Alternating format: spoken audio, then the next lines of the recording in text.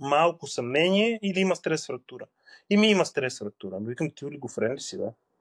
Четвърта метатерзална кост на левия крак има стрес фрактура. Може ли да прегледате и вижте хубаво. Няма ти нищо.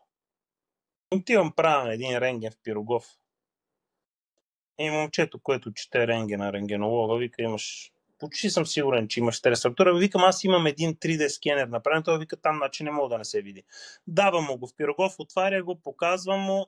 Вика, това е стрес фрактура. Връщам се на следващия ден в тази клиника за образна диагностика.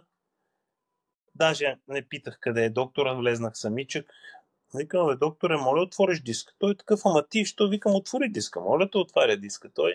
Викам, четвърта метатерзална, еди къде си нагоре, в ляво. Моля да я видиш. Той я гледа. И както я гледа, както седи, така и само.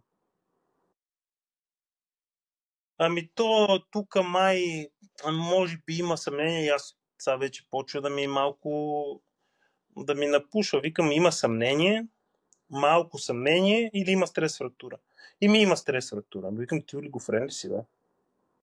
Ми даваш епикриза, която пише, че на мене ми няма нищо. Аз отивам на своя глава си правя още един рентген. И той беше стреснал много човека в интерес на истината, защото смяташе, че аз искам да го съда.